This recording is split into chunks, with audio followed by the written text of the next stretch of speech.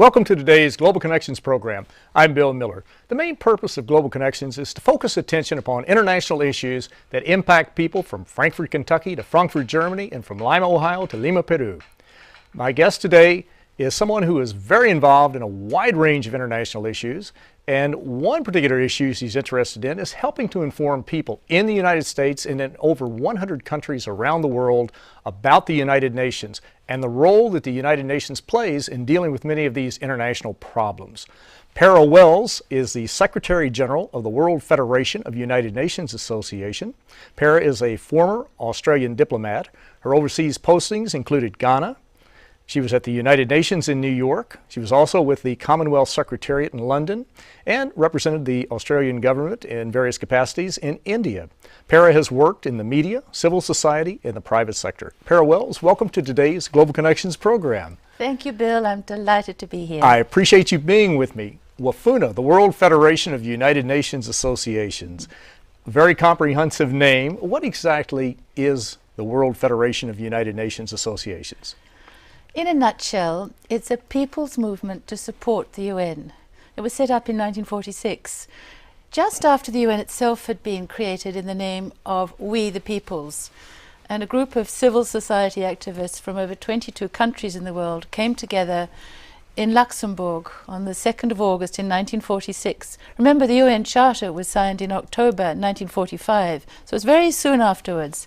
And they created a constitution that said, whereas the UN is written in the name of We the Peoples, but it's an intergovernmental organization, we, the collected UNAs, believing that wars begin in the minds of men, which is that great quote from the UNESCO preamble, and believing that we must build solidarity and support among the peoples of the world, proclaim the World Federation of United Nations Associations. Mm-hmm. And it is a people's organization. It's one that tries to bring the people, yes, anyone who's interested in learning more about the United Nations, yes, and helping their fellow citizens learn more about the United, and sister citizens, I should say, about the United Nations, yes, that this is the organization for them. Well, your organization, the World Federation of the United Nations Association, has done a really interesting overview, and we're going to run about a 2-minute clip of that, which will give our viewers a little more of an idea of exactly what's involved. Good, okay.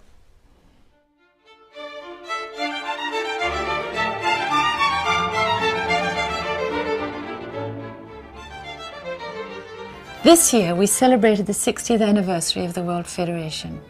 It was set up in 1946 in the Royal Duchy of Luxembourg by over 20 United Nations associations that had formed in the short time since the United Nations was established in 1945. The World Federation of UNAs is made up of individual United Nations associations from about 100 countries, and these organizations all have different structures. Well, the UN and the international organizations in the family are at the governmental level, and the member states, they come there and they take positions based upon their national interest. The Charter says we the peoples, not we the states, and yet the whole sort of formal structure of the UN has traditionally been one between states, not peoples. UNAs are a critical way of bridging that. They're not like governments, which is the sort of UN phenomena that every member of the UN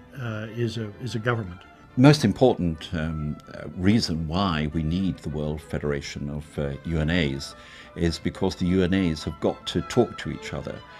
The World Federation is our equivalent of the General Assembly. The Constitution, which is the Constitution we have today, sets out very clearly the objectives, which include promoting human rights and understanding, supporting the development efforts of the United Nations, encouraging cooperation between people, working for peace and security, and above all, I think, educating people around the world about the role and purposes and the principles of the United Nations.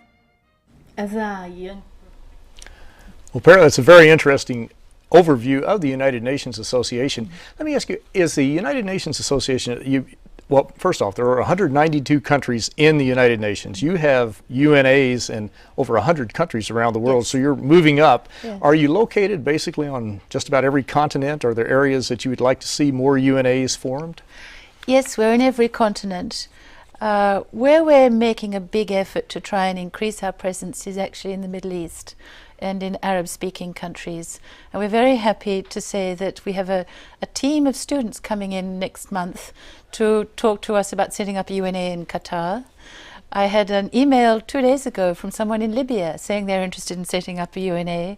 One has recently been established in Morocco. So we're seeing progress there too, which is very good. Mm-hmm. Mm. Yeah. Now, one of your major members is the United Nations Association, I'll get it out in a minute, of the United States of America, UNA USA. Yeah. What is its role? What are some of the activities that it is involved in? How does it interact with you and your office? You're here in New York City. Yes. But how does UNA USA, it's just an example of one of the UNAs that's very active, it's perhaps the largest UNA that you have. How do they get involved with what you're doing? They are the largest United Nations association, and we rely very much on their leadership. This is particularly in the case of the work we do with the Global Model UN program. I think one of the most exciting things about the World Federation over the last 10 years has been the shift in emphasis to young people.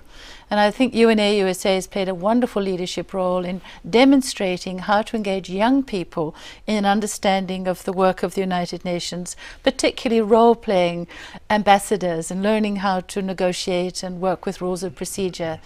I'm very happy to say that we have regional Model UN conferences taking place now every second year in the Asia-Pacific region, in Latin America and in Africa. Mm-hmm. Model UN, Model United Nations, is a program that's probably very well known to a large number of our viewers. It's amazing how many thousands and thousands of young people have gone through this program. It's a wonderful program. And of course, the United Nations Association of the USA and others around the world are very involved in it.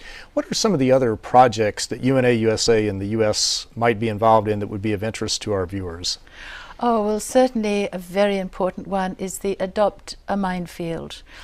This has been going now for quite a few years, and Americans inform themselves about the fact that there are these landmines in war-torn countries around the world, and they raise money to have the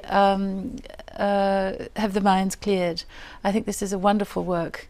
We're also encouraging UNA USA to do more work with us on disarmament. We have Hans Blix as the president of the World Federation of United Nations Associations, and we're very happy that we're running a program, Students for Nuclear Weapons Free World, and the largest number of applicants have come from American students.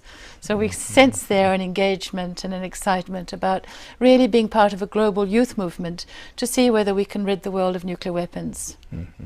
This is extremely important. You mentioned Hans Blix, and of course he was very well known back when he was the director of the International Atomic Energy Agency. He was the director for several years, and of course he was the key point person heading up the monitoring and verification team that was in Iraq prior to the buildup of the war, well, after the war in 1991, and then again prior to the buildup in 2003. And of course he played a critical role there in providing probably the best information as to what was going on in Iraq at that time. Unfortunately, the media did not pay any attention to him. They ignored him, and we see what happened.